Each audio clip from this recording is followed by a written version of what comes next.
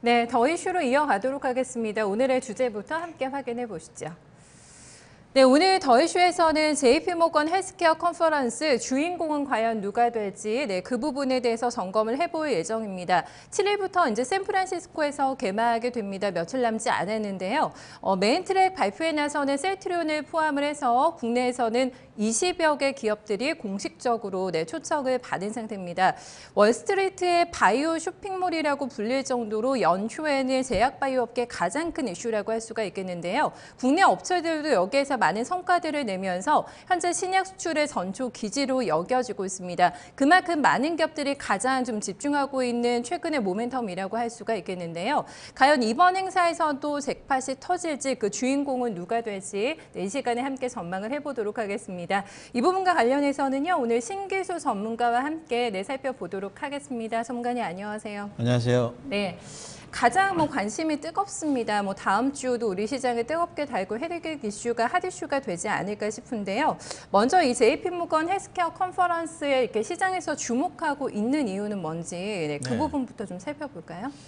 일단 제일 큽니다. 글로벌한 이제 이런 그 제약 바이오 쪽의 행사 쪽에서는 제일 크고 올해 같은 경우에도 50여 개국에서 1,500개가 넘는 기업의 관계자들이 이제 참여를 하기 때문에 제일 크고 여기서 이제 또 여러 가지 이제 이 자체에서 요날 행사장에서 딜이 이루어지진 않지만은 투자자들을 만날 수가 있고 또 그리고 기술 수출과 관련된 그런 부분에 대한 것들 타진을 할 수가 있고 또 이제 비즈니스 파트너 같은 이제 파트너링을 맺을 수도 있고, 이런 것들을 다 탐색을 할 수 있는 그런 공간이고 이렇게 한 군데에 모이기가 쉽지 않잖아요.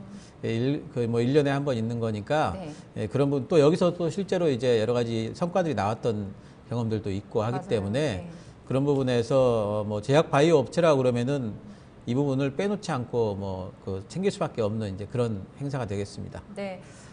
큰 빅파마들, 유망 바이오텍들 그리고 투자자들이 모두 다 모이는 거대한 행사이기 때문에 우리 기업들도 열심히 지금 준비를 하고 있는 것으로 알고 있고요. 주가상으로도 많이 반영이 됩니다.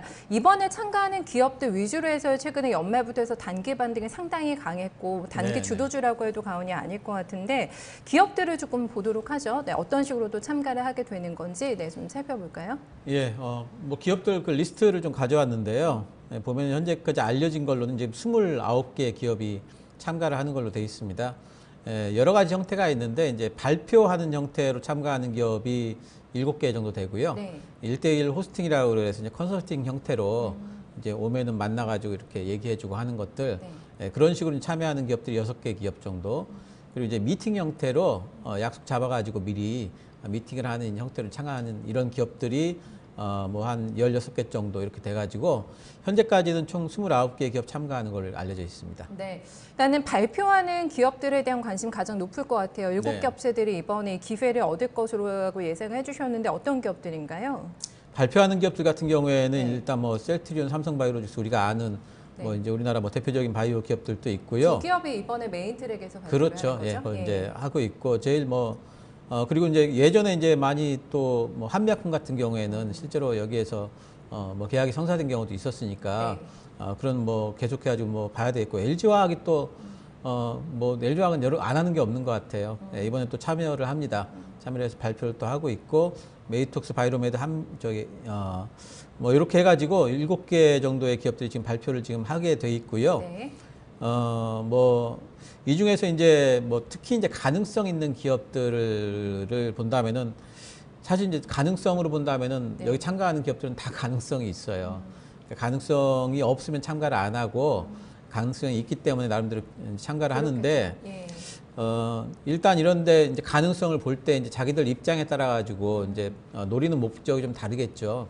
임상 이제 초기 업체들 같은 경우에는 주로 이제 기술 수출을 목표로 하고 있습니다. 왜냐하면 아직까지는 임상 초기이기 때문에 어느 정도의 성과를 가지고 수출을 해서 나머지 임상은 너네가 진행해라. 아무래도 자금력이 조금 더 있고 그렇죠. 기술력이 있고. 이제 그런 식으로 할 수가 있겠고 후기에 있는 임상이 거의 마무리 단계에 있는 이제 업체들 같은 경우에는 아무래도 신약이 나오게 되면은 파트너를 할 수 있는 이제 그런 비즈니스 파트너를 찾는다든가 또는 이제 수주를 아예 찾는다든가 이런 식의 이제 목표들이 있을 수가 있겠죠.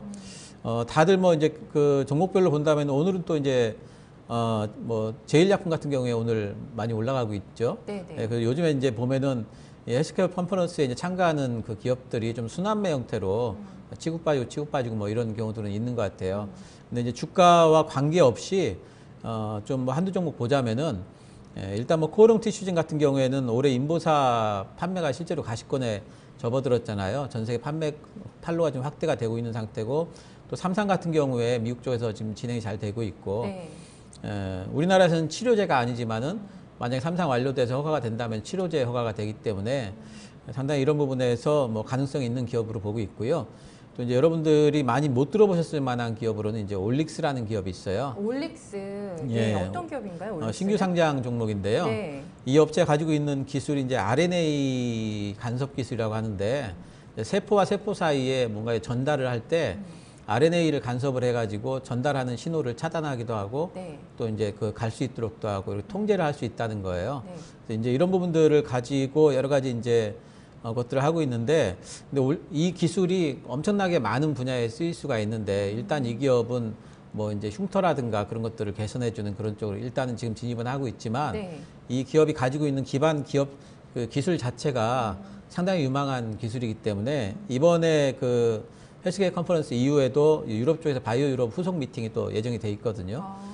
그래서 이제 이 기업은 조금 중기적으로 좀 보실 만한 그런 기업으로 보입니다. 앞에서 뭐 관절염 치료제인 인보사를 언급해 주셨습니다만 기술력에 대해서는 높은 평가를 받지만 워낙에 또 경쟁사들이 많잖아요. 예, 네, 예. 올릭스를 좀 눈여겨보자라고 얘기해 주셨는데 이런 기술력을 가지고 있는 기업이 글로벌적으로 봐도 많지는 않다고 알고 있는데 맞습니까? 네. 예, 그렇죠. 이제 올릭스를 가져온 이유는 이제 그 RNA 간섭 기술을 지금 이 기술 자체가 전 세계적으로 지금 연구에 들어가는 초기 단계예요. 아. 예, 그래서 여기를 깊이 있게 연구한 그런 업체들이 다들 스타트 선상에 서 있기 때문에 네. 올릭스 같은 경우에 지금부터 시작해서 가령 이제 자금을 또 투자금을 받는다든가 이렇게 되면은 상당히 좀 유망한 기술로 보입니다. 네.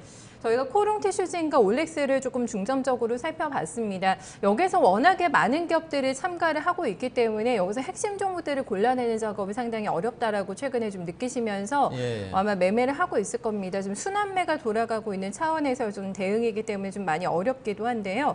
그렇다면 좀 수주 계약 가능성이 어떤 회사가 높을까? 네, 이런 가능성에 대해서 조금 타진을 해봐야 될 것 같습니다. 전문가님 어떤 쪽을 많이 보세요? 수주 계약으로 본다면 네. 이제 아무래도 뭐 좀 대형 업체들이 이제 아무래도 수주 계약이 좀 가능성 좀 있겠고 왜냐하면은 신뢰감이 있잖아요. 네.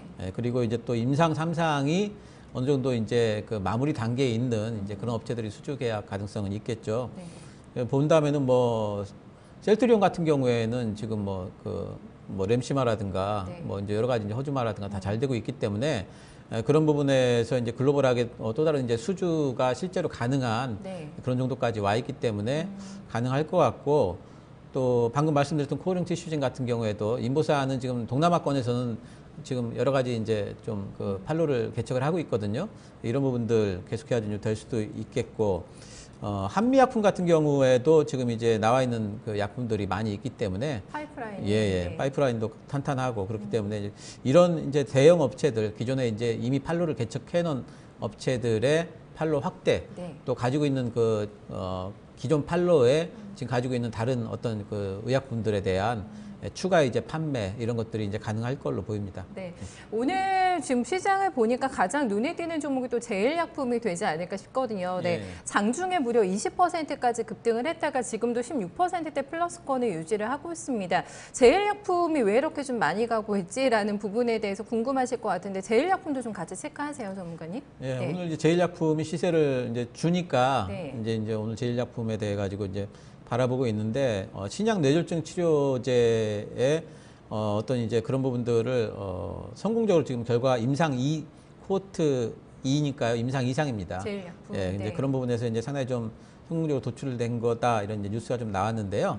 근데 사실 이제 그동안 뉴스가 안 나오던 상태에서 뉴스가 나오니까 오늘 이제 주가가 급등을 새로운 하고 뉴스가, 있는데 예. 근데 이제 사실 그 제일약품 정도의 어떤 그런 임상 진행 상황을 가지고 있는 제약업체 또 바이오업체들은 그렇게 적지는 않거든요. 네, 네. 임상 3상에 가 있는 경우도 많이 있으니까.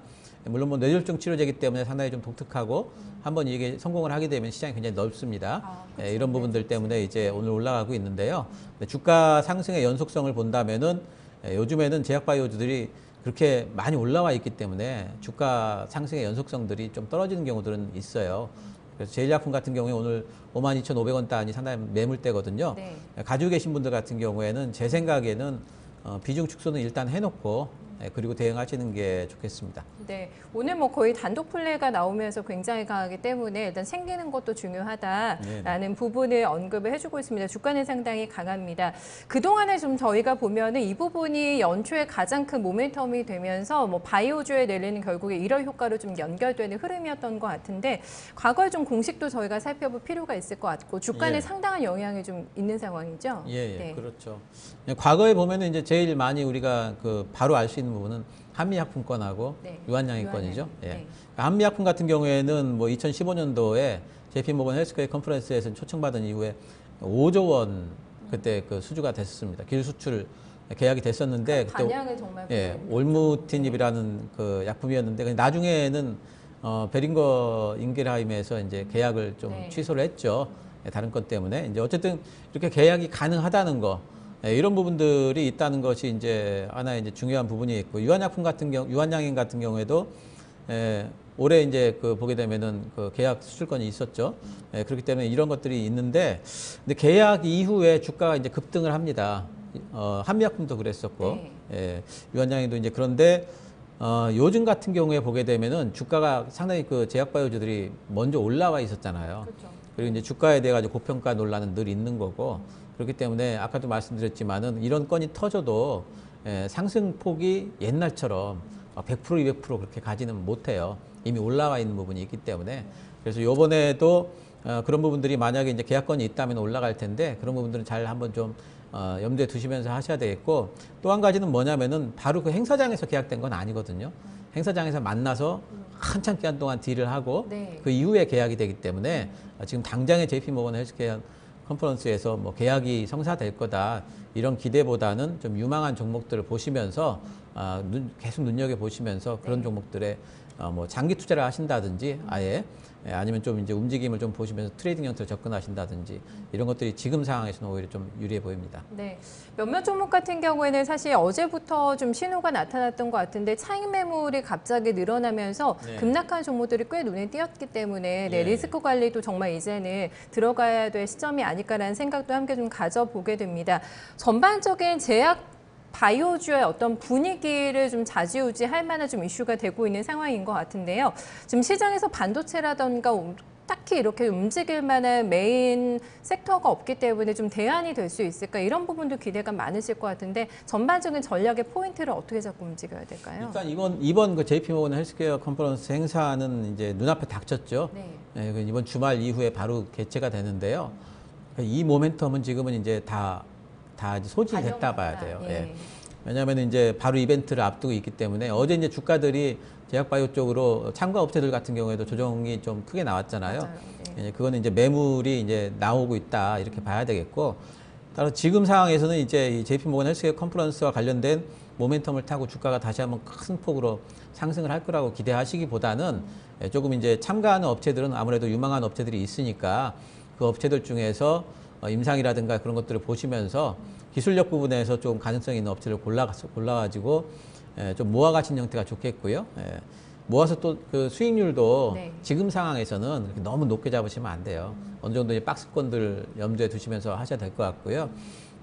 근데 일단 제약바이오 쪽에 심리를 그동안에 이제 상당히 안 좋게 했던 게 이제 분식회계권 아니겠습니까? 네. 이제 그런 부분들은 뭐 일단락은 되는 것 같아요. 아직까지 완전 마무리는 안 됐지만은 주가에는 상당 부분 좀 반영이 됐기 때문에 불확실성은 많이 제거가 됐다 보이고 이 바이오 산업 자체에 대해 가지고 사실은 정부나 기업들도 상당히 미래 먹거리로 굉장히 유망한 쪽을 보고 있지 않습니까? 네. 그래서 뭐 반도체 시장보다도 전체적인 시장으로 보게 되면은 규모가 훨씬 큰 쪽이고 한번 성공만 한다면 이제 단서가 성공만 한다면이죠.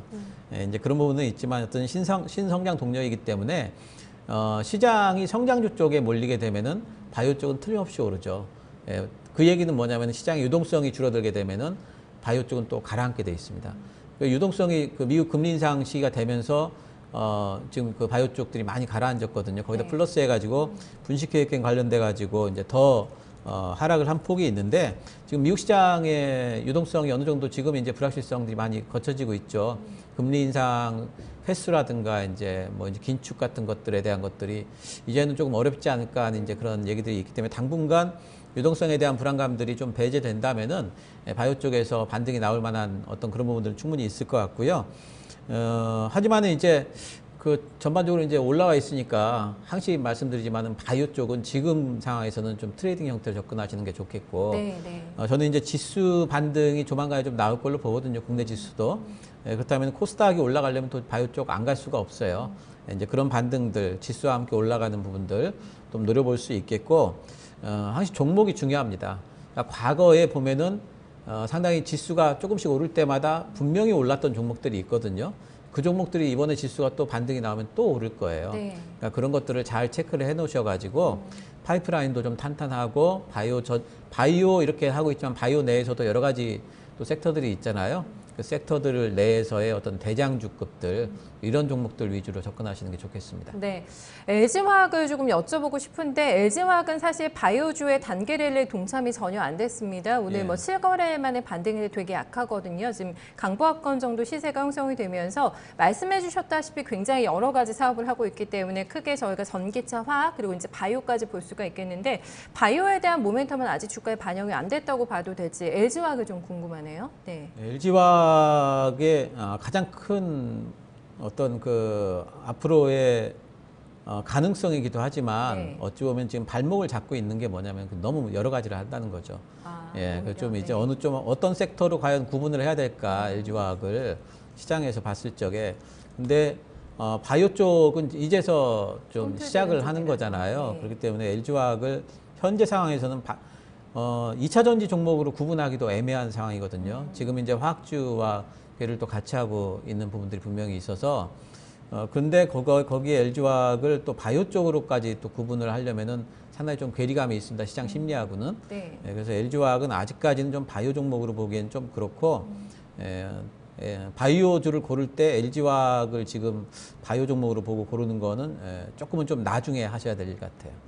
그래서 또 못 올라왔나 봐요. 주가가 예. 좀 여기에 대해서는 핵심 뭐 종목으로는 시장에서는 인식하지 않고 있는 상황인 것 같은데 오늘 가장 눈에 띄는 섹터는 아마 셀트리온 그룹주가 아닐까 싶거든요. 네, 예. 현재 구간 셀트리온이 한 3% 넘어가는 시세 분출입니다. 닷새 만에 오름세고요. 헬스케어 쪽도 오늘 강해요. 네, 주간 3.5% 정도 플러스 잡히면서 제약까지 해서 오늘 3인방이 모두 다 주가 상승이 돋보이게 나타나고 있습니다. 그동안에 눌려 있었다가 지금 되돌리는 정도로 봐야 되는 건지 아니면 일정이 조금 다가오면서 네. JP 컨퍼런스 일정이 다가오면서 조금 더 기대감이 풀린 플레이라고 봐야 되는지 조금 애매한 것 같은데 어떤 쪽으로 점검해야 될까요? 셀트리온 삼형제는 지금 이제 좀 길게 보면 지금 바닥거리기 형태로 지금 보고 있고요. 그 지난번에 셀트리온 급등이 좀 바닥권에서 나왔었는데 그때는 이제 JP 모건 헬스케어 컨퍼런스 이제 참가권도 있고 또 이제 많이 빠졌던 부분들도 있으면서 이제 반등이 됐는데 셀트리온 삼형제 중에 일단 셀트리온만으로 본다면은 일단 좀 바닥 그리기가 어느 정도는 좀 더 진행이 돼야 될 것 같아요. 주가상으로 본다면은 뭐 24만 5천 원 정도를 박스권 상단으로 하고 뭐 지금 가격대 뭐 한 20만 원 정도 그 정도를 박스권 하단으로 하는 그 정도의 어떤 움직임을 좀 가지다가 그러다가 이제 뭐 이평선으로 본다면 이제 121선 위쪽으로 올라타는 이런 형태. 안정적으로 올라가게 된다면은 이평선을 올라타서 안착이 됐다는 소리는 뭐냐면 투심이 이제 안정화됐다는 뜻이거든요. 가격대로는 한 25만 원을 그렇죠. 보시는 것 그 같아요. 정도입니다. 그 위로 오히려 안착이 되게 되면은 조금 더 탄력 있게 움직일 수 있지 않을까 생각을 하고 있고 중요한 건 이제 셀트리온은 이 코스피 종목이잖아요. 근데 이제 코스닥을 움직여요. 그래서 코스닥을 지수를 상승시킬 때 보면은 셀트리온을 먼저 움직이거든요. 그래서 코스닥 지수가 반등이 나올 만한 시점에서 셀트리온이 더 먼저 좀 움직여주지 않을까 하는 부분이 있어서 지수 움직임을 살피실 때 셀트리온 좀 보시면서 살피시면 좋을 것 같아요. 네, 알겠습니다. 오늘도 내용 잘 들었습니다. 수고 많으셨습니다. 감사합니다. 네, 신규 전문가와 함께 오늘 제약바이오 쪽을 점검을 해봤습니다. 셀트리온이 한 21만 원 정도에서 오늘 시세가 형성이 되고 있는데요. 추세적인 상승을 위해서는 121평선이 놓여있는 25만 원 선 위로 안착하면서 올라가는지 여부 중요하다고 보고 있고요. 셀트리온은 사실 거래소 종목입니다만 전반적인 아직까지는 제약바이오주를 움직이는 바로미터가 되면서 심리적인 흐름도 점검할 수 있는 종목이라고 할 수가 있겠는데요. 오늘 장에 돋보이는 오름세가 나타나고 있고 마감까지 흐름 유지할 수 있을지 특히 다음 주 플레이가 중요할 것 같은데요. 중점적으로 해서 살펴보시면 되겠습니다. 오늘 글로벌 증시 전반적으로 분위기가 상당히 안 좋은데요. 네, 일본 증시 같은 경우에는 오늘 첫 개장이 됐습니다. 그동안에 신년 연휴로 쉬었고 개장이 됐는데 지금 폭락세가 연출이 됩니다. 주가 많이 밀리는데요. 지금 3% 넘게 급락하면서 개파락 이후에도 낙폭을 키우고 있는 상황. 아마 좀 연휴 기간에도 마음이 편하지가 못했을 것 같은데요. 글로벌 증시 하락분을 오늘 장에 일세에다 반영하면서 기술주 위주로 해서 급락세 연출이 되고 있습니다. 방금 전에 중국장도 개장이 됐는데요. 0.7%가량의 조정이 나왔습니다. 애플의 폭락 앞에 시황에서도 점검해 드렸습니다만 중국에서 타격이 상당히 컸습니다. 애플이 4분기 실적 전망치를 하향 조정한 게 바로 중국 때문이라고 할 수가 있겠는데요. 계속해서 중국과 미국 모두 다 무역 분쟁의 피해를 보고 있는 것으로 지표상이나 수치상으로 나타나고 있기 때문에 조금 더 무역 분쟁 해결의 어떤 진전 가능성에는 도움이 되지 않겠냐라는 분석이 나오고 있는데요. 일단은 같이 조금 흔들리면서 중국장도 0.7% 하락권의 움직임, 시간이 가면서 다소나마 좀 낙폭 줄이고 있는 점도 함께 점검이 되고 있습니다. 마켓톡 1부는 여기서 인사드리고요. 잠시 후 2부에서 다시 찾아뵙겠습니다.